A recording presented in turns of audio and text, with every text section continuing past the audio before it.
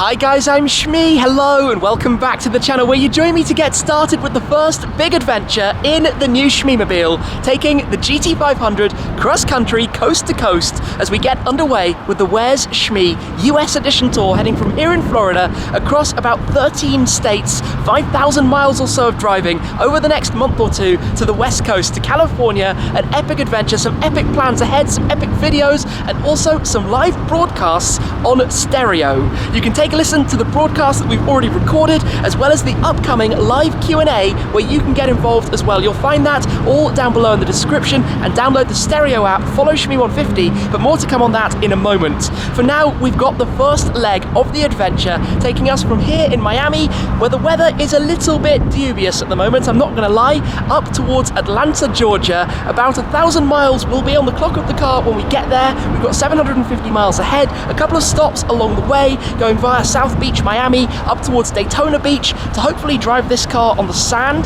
Let's see how that's going to go, and then a long slog with one or two other places to visit on the way towards Atlanta. Let's do this. It's a big adventure ahead. The GT500 was bought for this purpose. Let's go. Where's Shmee US Edition Tour?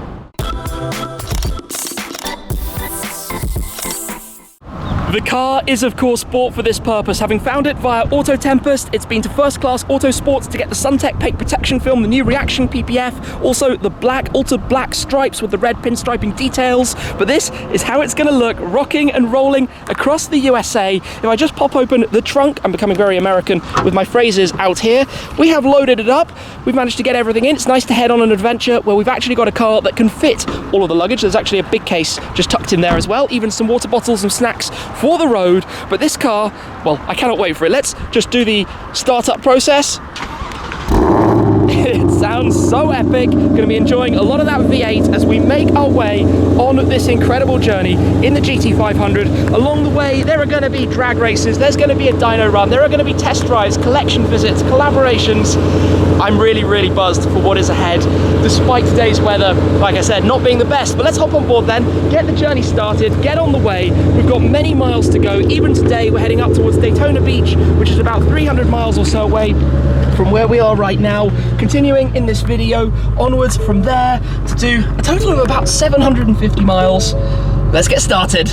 You might be wondering why this journey, given we're heading north, is heading to the south, to go to Miami's South Beach. Well, actually, if you rewind back, it was where about 7 years ago, the start of the 2014 Gumball 3000 was held, where we also drove from Miami up to Atlanta, and I did that mostly in the back of a Nissan GTR, and that was not particularly comfortable. Today's weather is all crazy and all over the place, but I also want to, given we're going coast to coast, I want to start from, well, South Beach, Miami, across towards California. A lot to come along the way, and I tell you what, I'm really interested as well, later in this video, to see how the GT500 does in terms of fuel economy, because I can tell you, it's going to be really bad, but is it going to be worse than the Ford GT? That's what I'm waiting to find out, given it's 4,200 pounds, which is very heavy, and it's got 760 horsepower. So we'll get some numbers later on in this drive when we've done a few more miles, and probably about 5 fill-ups between here and Atlanta. That does not sound fun at all. We have a Miami Beach fire rescue. Let's hope nothing crazy has happened. And then behind it, we have a Ferrari California T and a Rolls-Royce Wraith. Just Miami traffic. So many nice cars everywhere. As we arrive here at the famous Ocean Drive, you can no longer drive up Ocean Drive itself, but this is exactly where Gumball 3000 started, just, well, about 100 yards up that way. And then with the Ford GT about 1.5 years ago, I had it just up here when I was filming a fun reaction video driving it around. We were right here with it, and now the second Shmee-mobile has come to visit this exact spot, which is kind of fun. We don't have the best turning circle in here with such wide front tires, but we are good. Oh, full lock, I say we're good. Nope, full lock. Yeah, I'm gonna chance it. We've made it around. We're back on the same spot. And now it is also a beautiful day. Anyway, just a very quick stop. We'll get on the road. Our next stop is, well, heading north. Check that out, McLaren 765 LT, just coincidentally going by, and I'm going to spin a U-turn. We just spotted that and was like, well, that's cool. I told you Miami had supercars everywhere, just here besides Ocean Drive. Look at that, awesome. We found another Mustang, and again, with the little pinstripes, the white stripes or silver stripes that it has alongside the black one. See, it's clearly a thing. This is not the best weather to be leaving Miami. It is miserable. and very, very grim. Fortunately, we had much better weather while we were here, but onwards, we will be back before long. The trip is off to a great start. This is so Miami, he says, as a Porsche Taycan comes past. As well, how random, feels like being back at home, Taycan Turbo. But you can be in sunshine one moment, and then torrential downpour the next. This is not ideal. It's late in the evening, it's been a day of rain, and more sun, but we've made it via a stop along the way to Daytona Beach. We've driven 302 miles in total today. We've now got just over 600 on the dashboard of the car, but tomorrow is another 450 miles all the way up through Florida, through Jacksonville, onwards towards Atlanta, Georgia. We've got a busy day, a long way to travel, plus a few stops along the route as well. Gonna head upstairs, take it easy, and get back on the road in the morning. Morning! It is time then to try taking the GT500 out onto the sand here at Daytona Beach, and fingers crossed not getting stuck, but let's find out how that's going to go. I also need to give you some more updates about the plans ahead during this tour, the Where's Shmee US edition. But before all of that, let me tell you about some of the live broadcasts that I've been doing on stereo. I've been catching up with a number of friends from the YouTube and car world through stereo, which gives you an opportunity to join in live and also to listen later and even to take part yourselves. I'm going to be doing an upcoming Q&A, and you'll find all of the details about that down below, where you can get involved and use Stereo's functionality to send in a voice note where you can be part of the discussion as well. And there'll be more to follow over on the Shmee 150 page on Stereo. Let me give you a quick sample of exactly how it works. Hello. Hello. How you doing, Randy? I think it's hilarious that I'm going to, drive my Lamborghini to the racetrack and then unload my Tesla to win the drag race. I think we know that. Randy's going for one, and I'm certainly thinking about going for one. This is my second live broadcast on stereo, but Tom, you are, of course, a veritable expert on here now. What car do you find the most, the best from each other? I think it's a given that I'm taking your Carrera GT here. You can probably guess what I'm going to pick from your garage. It's going to be the SMS Black. As you can see, Stereo is a live broadcasting platform where all you need is your smartphone to share your voice, to get involved and be part of the discussion. If you can't make my upcoming Q&A, do be sure to download the app, follow Shmee 150, because you can listen back to the recording later on, and I'm going to give you some bits of information that I haven't shared anywhere else, some exclusive behind the scenes about this tour and where I'm going to be going, about the Shmuseum back home and what's happening with that, and about some future Shmee-mobiles as well. So do check it out, download the Stereo app, follow Shmee 150, and stay tuned for what's coming up in that. For now though, we need to take the GT500, drive down onto the beach here at Daytona, and tell you a little bit more about what makes this place quite so special. Well, hopefully I'm not getting stuck. Task number one, start the car up from the key, which always just sounds ridiculous. Right, let's go drive down to the beach. All vehicles must exit beach before sunset. Let's hope this is gonna work. Let's find out. Hello there. Hello, how you doing? Pretty good, yourself? Very well, thank you. It'll be 20 for the day. Perfect. First time trying this. Are we gonna be all good, or are we gonna get stuck, or? Well, let's hope you're not going to get stuck. But the high tide is coming in. It's supposed to be here about 11:30. Here we go. The tide is quickly coming in. There is big, big significance behind this place. Driving on the sand at Daytona Beach. This goes way back, but basically the sand is so hard packed that back in the earlier half of the 1900s, people used to race here. In fact, back in right at the beginning, I think 1903, some of the first driving was done out here on the sand at Daytona Beach. And in around 1936, they started hosting races and even used half of the racetrack here on the beach and half over on the other side. And then it was in 1948 that, because the racing wasn't so well monitored, organizers were kind of running away before paying out to the victors. That's when they then introduced NASCAR. And even, ultimately, about 12 years later, in 1958, they stopped doing the races here. 1959, they started taking them 12 miles inland to the Daytona International Speedway for the Daytona 500. And now we are here on a section of beach where back in 1929, Sir Henry Seagrave, a British daredevil, drove 231 miles per hour. In 1929, nearly 100 years ago, he drove 231 miles an hour on a beach here, where we're now driving in the GT500, taking it very easily. They have a 10-mile-an-hour speed limit. I mean, it just feels a little bit wrong, doesn't it, to be right alongside the seas. We obviously need to watch out for the impending tide rising. Today it's going to be high tide. On some days you can come here and the sand is, I nearly said snow, the sand is so soft that it's four-wheel drives only, or on some days sections of the beach are in fact closed. But as long as we don't stop moving, it seems to be all good. This is pretty crazy and pretty cool. I think this was an absolute must for the car to bring it here to Daytona Beach, to drive on the beach. Checkbox complete. Goodness, it is windy here, but how cool to have the car on the sand at Daytona Beach. Normally you'd have two-way traffic going past and a line of cars parked up, but of course with today's conditions, with the rising tides being very windy and not exactly warm, not many people are silly enough to bring, especially a car like this, out to the sand. And yes, sand and cars isn't necessarily the best, but hey, it's a once-in-a-lifetime opportunity to bring the Shmee-mobile here to Daytona Beach, one of the stops I wanted to do to come and visit, and we're going to head from here as well over towards the Speedway on our way up to the next destination. I was just outside for a second to take a few more photos, and I'm not gonna lie, I am brutally frozen. The wind, I mean, you can see from the sand just blowing across the beach here. Yes, I think we've got to watch out. You can see even the traffic line now goes through where the tide is coming up to. So about the right time to exit and depart from the beach safely without trouble. What a cool experience though to bring the car here. We find our way to an exit back towards tarmac, concrete, safe ground. Hopefully no problems here with the splitter. Let's see, take it easy, and up we go. That was a cool experience, a lot of fun. And yeah, onwards. You can tell you're in a motorsport town. That's quite cool actually. Check that out then, the grandstands of the Daytona International Speedway, home to the Daytona 500. Those are some huge stands actually. I have been here once before.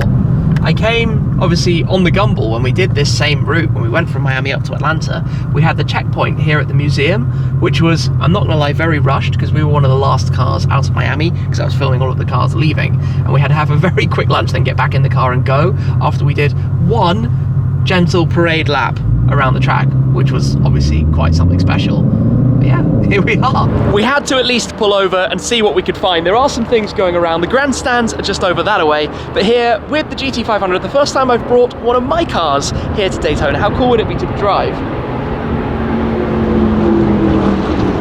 Hear that? Something going around. And again. Back out on the road then. Thank you for visiting Daytona Beach. That was a nice short little stop, to be honest, as part of the tour. Obviously today we have a long way to go ahead of us. In fact, about, I think, what, 7 hours from here up to Atlanta, something like that. We've got one or two more checkpoints along the way, but it's going to be a long slog and a very late arrival tonight by the time we do get to Atlanta. What's going to be interesting now though is what this car is like as we do start to get a few more miles on it. And in fact, have a look at this. We've driven, I always reset the trip when we fill up, so we've driven about 106 miles since filling up, and we've got just over half a tank. I'm not going to pretend that's good, but that does suggest we should get over 200 miles from the tank again. So it's only 4 fill-ups to get from Miami to Atlanta, not 5. I mean, in some cars you can do that in 1. This is not good at all. This is really quite inefficient. The scale of this place is ridiculous. It is huge. That grandstand, I'm not quite sure how many people it seats, but it is massive. It just goes on and on and on. Some first thoughts then on the GT500 as a car for this trip, because you might think this being the super hardcore track version of the Mustang, maybe it would be too firm. And I have to say, when you're used to doing long journeys in supercars, this is really pretty compliant. It's comfortable, we've got lots of luggage space. In fact, if we buy things along the way, we've got plenty of room in the rear section where you would normally have the rear seats, deleted of course on the track pack. But a car that, other than the fuel economy side of things, this kind of drive seems to be doing a pretty nice job. I tell you what though, we have a lot of very straight, very tedious sections, we could say. We've got a checkpoint coming up just in a couple of miles, but I imagine during this tour we're going to have a moment where I'll set the navigation and it will say the next turn is in 500 miles, and I'll be like, oh, this is going to be boring. But what happens when you're going across the United States coast to coast is that the scenery changes so much, the roads change, the views change, so much changes, and while you do have long stints with nothing really exciting happening, out of the blue some crazy things just seem to come out of nowhere, and that's going to be, well, that's going to be part of the behind the scenes, I guess, of this whole adventure. For now, it's going to be a long day. We've got this checkpoint coming up now, but then we'll see what it's going to say. We'll see how far we can get on this tank of fuel as well, and I guess cruise on. We're heading at the moment towards Jacksonville, and then we'll go up into Georgia. Cruising through Jacksonville. and I'm trying to find my way through to the gas station, but I've done this completely and totally wrong. But we have now done 230.7 miles with 15 miles to empty on the range, and I think I'm going to go completely all the way around the houses. So that is better than I thought this car might be doing, but to only do just over 200 miles on a full tank of very economical driving is a long way from, I think we could say, being a good thing. So we're going to be, I guess at some point, we're going to do a maximum mileage run at some point during this whole tour for sure. One of those days where, like I said, we have 500 odd miles until we get to the next destination. It's going to be a very late arrival for us. You can see here at the moment we are just shy of 5 hours away, and we'll have a dinner stop, so it's probably going to be into tomorrow before we actually do arrive up in Atlanta. For the moment though, we're going to go in reverse into here because our bump is on the left side. It's the downside of having such a good sound, hey? Just what you got to deal with and things like this. Reversing camera makes life easy. Nice to have that kind of stuff, and this just makes for a really good all-round road trip car. Departing from Florida. Thank you for visiting Florida. Next to the flashing lights of the police car, welcome to Georgia, the second state of our trip. That is a very big US flag, and that is the Ford dealer from which this car was originally supplied. I figured we were going to be driving right past it. That's where this car was ordered and initially delivered before I took ownership of it. We've got signs to Atlanta. Well, we've gone from one gas station stop directly into the next, about, or just shy of 250 miles later. In fact, the car now has 997 miles on the clock, so 3 miles shy of the big 1,000, but we will get this completely filled up. 244 miles isn't all that bad, to be honest. It could be a lot worse, but on a gentle drive like this, it would be nice if it was more like 500 miles on the one tank. Oh, diesel, very unusual over here. Anyway, let's go get this filled up, recharge, have a drink as well. 18 miles to empty, that's the other thing. You do get in the habit of letting it get really very low between fills. But hey, we're nearly there at 1,000 miles, and we've got about 110 miles up to Atlanta.